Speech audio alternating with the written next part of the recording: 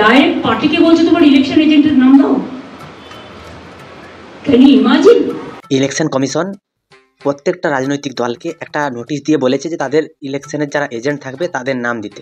তো মমতা ব্যানার্জির এখানে বিশাল প্রবলেম হচ্ছে, কারণ তাদের যত এজেন্ট আছে বা যারা এজেন্ট হওয়ার পদপ্রার্থী এখন, তারা তো প্রত্যেকটা জেলখানা মাল, প্রত্যেকটা দাগি আসামি, তো সেগুলোকে তো এজেন্ট করা যাবে না। তাই ইলেকশন কমিশন সে দায়িত্ব নিয়েছে যে তৃণমূলের যে এজেন্টগুলো আছে বা প্রত্যেকটা দলের যে এজেন্ট আছে তাদের নামগুলো চেয়ে পাঠিয়েছে।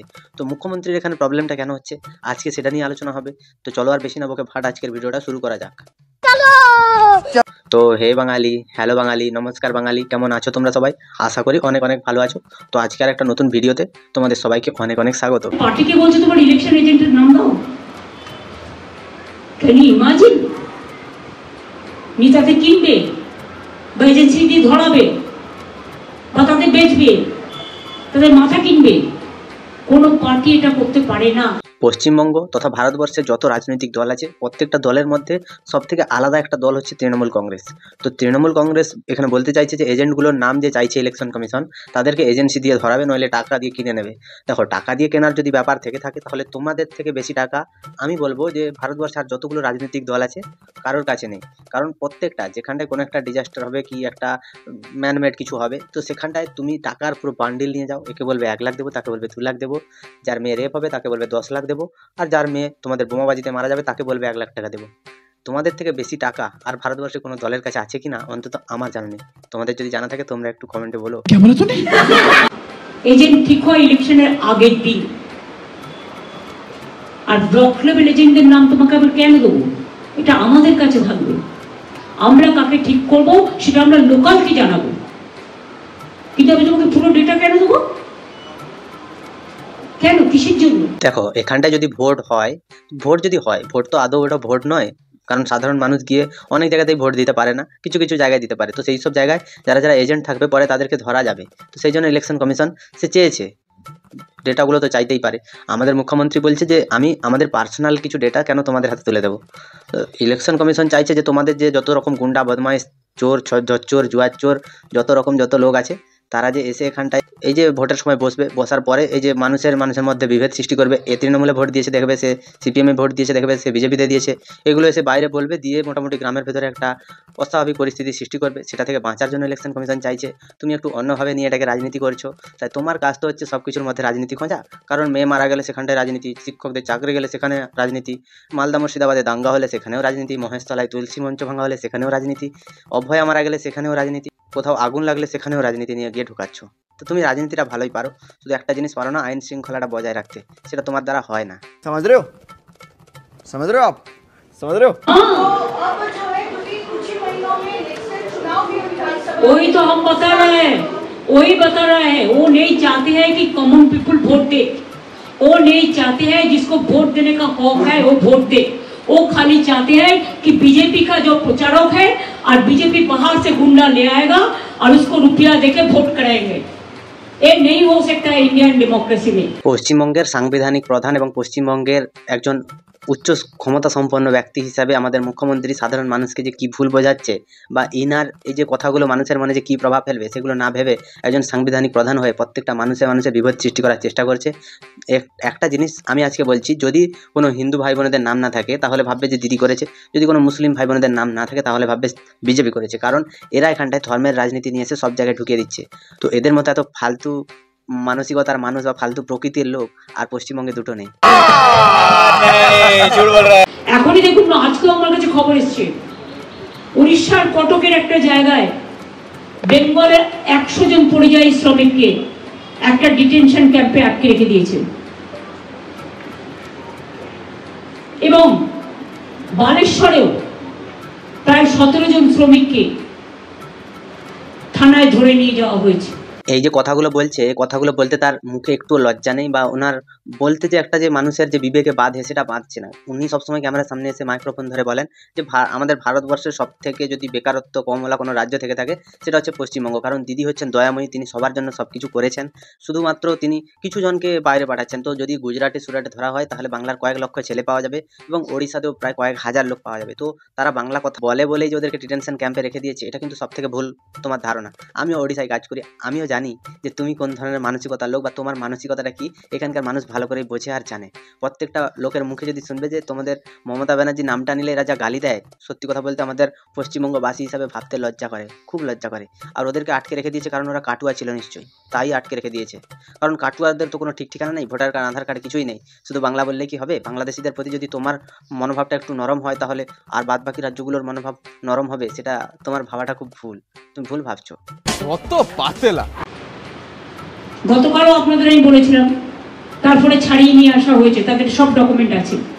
এবং আজকেও আমি চিফ সেক্রেটারিকে দায়িত্ব দিয়েছি কথা বলে এটাকে শর্ট আউট করা। কিন্তু প্রতিদিন কেন বাংলায় কথা বলে কি অপরাধ? তাহলে অন্য ভাষায় কথা বলা অপরাধ? আমাদের ভারতবর্ষ মানেটা কি?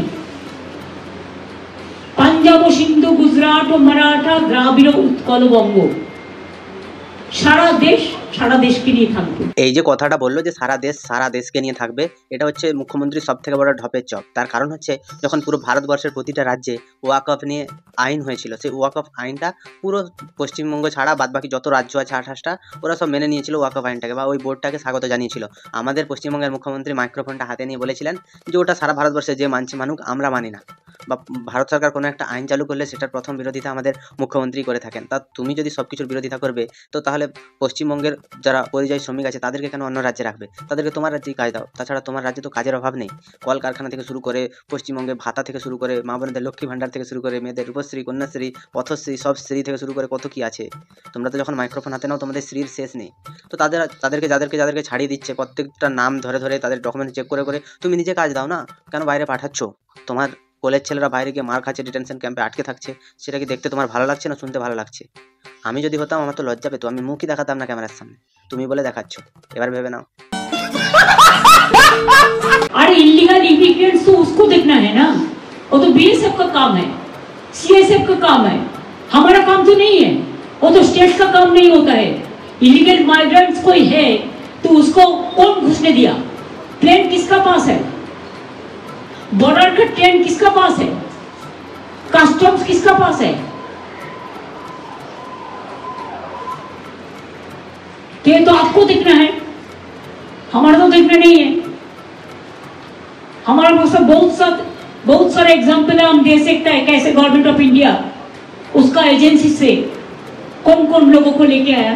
তো দেখো, অবৈধ অনুপ্রবেশকারী যারা আছে তাদেরকে নিয়ে মুখ্যমন্ত্রী একটা কথা বলেছে যে তারা নাকি ঢুকতে দেয় না। তো পশ্চিমবঙ্গে এমন এমন কিছু জায়গা আছে যেখানটায় বর্ডার দেওয়া সম্ভব নয় আর সবসময় পাহারা রাখাও সম্ভব নয়। ওটা একটা বড় পাহাড় আছে, জঙ্গল আছে, ঘন জঙ্গল, যেখানটায় সবসময় পাহারা দেওয়ার জন্য মিনিমাম 2000 থেকে 3000 বিএসএফ লাগবে। কারণ এইটুকু বর্ডারটা যদি মুখ্যমন্ত্রী সহযোগিতা না করেন, এত খরচা আমাদের দেশের সরকার ওঠাতে পারবে না। তো এখানটা একটা কথা হচ্ছে কি, হয়তো বিএসএফের কোনো একটা কারণে বিএসএফের জন্য ঢুকে পড়েছে কিছু বাংলাদেশি, কিন্তু তাদেরকে দায়িত্ব নিয়ে একদম তাদের ঘরে ঘরে গিয়ে ভোটার কার্ড, আধার কার্ড, প্যান কার্ড তুলে দেওয়ার দায়িত্ব আমাদের মমতা দিদির। তো এই দিদি, তিনি যখন দায়িত্ব নিয়ে নেবেন যে তোমরা ঢুকেছো তো, তোমাদের কোনো কষ্ট হচ্ছে না তো, দায়িত্ব নিয়ে ভোটার কার্ড, আধার কার্ড দিয়ে, রেশন কার্ড দিয়ে মোটামুটি তাদেরকে ফ্রিতে রেশন এবং বিভিন্ন রকমের যত সরকারি সুযোগ সুবিধা আছে সেগুলো তাদেরকে দেওয়ার দায়িত্ব হচ্ছে আমাদের দিদির। দেখো, দিদি হচ্ছে মানবিক মুখ্যমন্ত্রী, তাই তিনি সব মানুষের কষ্ট সহ্য করতে পারেন না, তার অনেক কষ্ট হয়, তার বুকটা ফেটে যায়। এই ফাটা বুক নিয়ে তিনি আবার কাঁদে, তিনি কেঁদে কেঁদে গুমড়ে মরে যান। দেখো, এটা যেটা বসে আছে ওটা জীবন্ত লাশ, কারণ সিপিএম সরকার মেরে মেরে ওটা জীবন্ত লাশ অনেকদিন আগেই বানিয়ে দিয়েছে। পশ্চিমবঙ্গের ইতিহাসে এইরকম মানে কি বলবো আর, পাগল এবং মাথামোটা মুখ্যমন্ত্রী আর পশ্চিমবঙ্গবাসী খুব কম দেখেছে। কারণ এনার যে দয়া, এনার দয়ায় যদি কেউ বেঁচে থাকতে চায় তাহলে তাকে হয় আত্মহত্যা করতে হবে, নাহলে তাকে বিষ খেতে হবে। তো এনার দয়ায় বেঁচে থাকতে গিয়ে একটা যে সদ্য মেয়ে হারা মা, সে হচ্ছে কান্না করছে। এবং এনার দলের একজন বিধায়ক হুমায়ুন কবির, উনি কাগজের খামে টাকা ভরে নিয়ে গেছেন ওনার বাড়িতে। তো একটা মানুষ তোমাকে তার মেয়ে মারা যাওয়ার পরেও তার ঘরে উঠতে দিয়েছে, বসতে দিয়েছে, এবং তোমার পুলিশরা গিয়েও তাদের সাথে অনেক খারাপ ব্যবহার করেছে, তবুও তোমাকে যে তার ঘরে বসতে দিয়েছে এটাই তোমার সৌভাগ্য। যখন তোমাকে বসতে দিল তখন তুমি তাদেরকে বলতে পারতে যে তোমার মেয়ে মারা গেছে, ওর জন্য আমরা খুব দুঃখিত। তো এই কথাটাই হচ্ছে সব থেকে শেষ কথা ছিল আর বেস্ট কথা ছিল। তো যখন দুঃখ প্রকাশ করতে সব ঠিক ছিল, কিন্তু পকেট থেকে খাম বের করে দেওয়ার কি মানে তোমাদের কাছে অনেক টাকা আছে বা মুখ্যমন্ত্রী টাকা দিয়ে ওনাদেরকে সব কিনে নিতে চাইছে। তো এইরকম কিছু জিনিস বা ওনাদেরকে টাকা দিয়ে বলা হতো যে তোমরা তৃণমূলে ভোট দাও, ভোটের আগে টাকা দিতে যাওয়া হয়েছে, কি করতে চাওয়া হয়েছে সেটা নিয়ে আমাদের কিছু বলার নেই, কিছু বুঝতেও পারা যাচ্ছে না। বেশি আলবাল বকলে না কানের গোড়া একটা থাবড়া মারবো। रिव्यू करने का नाम पे वो टॉर्चर करेंगे, रिव्यू करने का नाम पे वो ओरिजिनल वोटर को निकाल देंगे। আমাদের পশ্চিমবঙ্গের যে টিভি চ্যানেলগুলো, ইনাদের বিরুদ্ধে মুখ্যমন্ত্রীর অনেক অভিযোগ আছে যে হ্যাঁ এই টিভি চ্যানেলগুলো নাকি বিজেপির দলদাস হয়ে কাজ করে, কৃতদাস হয়ে কাজ করে। কিন্তু তোমরা জানো যে কিছুদিন আগে একটা বাজারে আগুন লেগেছিল। তো সে বাজারে যখন আগুন লাগে তখন মানুষেরা জিজ্ঞাসা করেছিল মুখ্যমন্ত্রীকে যে আমরা কোথায় যাব, কি করব, কি খাবো। তো তখন মুখ্যমন্ত্রী তাদেরকে বলেছিলেন যে তোমাদেরকে পাশেই একটা জায়গায় একটা টেম্পোরারি দোকান করে দেওয়া হবে। তো আমাদের খবরের চ্যানেলগুলো আজ পর্যন্ত ওখানে যায়নি, দেখায়নি যে কোথায় কি টেম্পোরারি দোকান হচ্ছে বা কি ব্যবস্থা নিচ্ছে সরকার, সেগুলো কোনো কিছু দেখায়নি। তো কিছুদিন আগে আমাদের শিক্ষকেরা অনশনে বসেছিলেন। প্রথম একটা দিন মাত্র দেখিয়েছিল যে শিক্ষকেরা অনশনে বসে আছেন, তারপর থেকে আর মিডিয়াগুলোকে তাদের ধারে পাশে দেখা যায়নি। তো সব কিছু যখন ঠিকঠাক আছে তখন আমাদের মুখ্যমন্ত্রী একটা কথা বলতে চাইছেন যে বিজেপির নাকি পা চাটা দালাল মিডিয়াগুলো। তো মিডিয়াগুলো কার দালাল?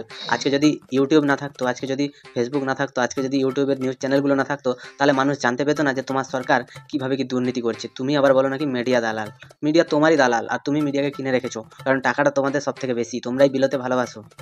शाबाश बेटा, बहुत बढ़िया। দেখো, পশ্চিমবঙ্গের ইতিহাসে আর কিছু হোক না হোক, চুরি জোচ্চুরি, খুন এবং শ্লীলতাহানি মেয়েদের আর মেয়েদের সম্মান নিয়ে ছেলে খেলা, এগুলো কিন্তু হতে আছে। তারপরে আরেকটা জিনিস যেটা হচ্ছে সেটা হচ্ছে মানুষে মানুষে বিভেদ তৈরি করা হচ্ছে। জগন্নাথ দেবের প্রসাদ নিয়ে হিন্দুরা হচ্ছে জগন্নাথ দেবের প্রসাদ বানাতে পারছে না, কিন্তু মুসলিমদেরকে অর্ডার দেওয়া হচ্ছে জগন্নাথ দেবের প্রসাদ বানাতে। মানে এটা কী ধরনের রাজনীতি হচ্ছে? মানুষের ইমোশন নিয়ে খেলা হচ্ছে। মুসলিমদেরকে দিয়ে প্রসাদ বানানো হচ্ছে, তাহলে মুসলিমদের যখন কোনো একটা পর্ব হয় তখন হিন্দুদেরকে কেন অর্ডার দেওয়া হয়? হিন্দুদের টাকা নিয়ে মুসলিমদের পকেট ভরানো, এটা কি এই মমতা ব্যানার্জি সরকারের একটা মূল পরিকল্পনা হয়ে দাঁড়িয়েছে? যদি এটা হয়ে থাকে তাহলে ও সব থেকে বড় ভুল করছে। দেখো, এত দুর্নীতির পরে যখন পয়সা ভালো করে তুলতে পারছে না, তখন আবার প্রসাদ নিয়ে দুর্নীতি করছে। সব কিছু নিয়ে যদি দুর্নীতি করবে তাহলে তোমরা মানুষের জন্য উন্নয়ন কেন করছো বা তার নাম কেন নিচ্ছ? তোমরা ডাইরেক্ট টাকাগুলো পকেটে ভরে নাও। তোমাদের কি মতামত তোমরা কমেন্টে জানাও। যদি ভিডিওটা ভালো লাগে তাহলে লাইক, কমেন্ট, শেয়ার এবং সাবস্ক্রাইব করো। পাশে থাকা বেল আইকনটা প্রেস করতে একদম ভুলবে না। সবাই ভালো থেকো, সুস্থ থেকো এবং সাবধানে থেকো। দেখতে থাকো বাংলার পরে ঘর।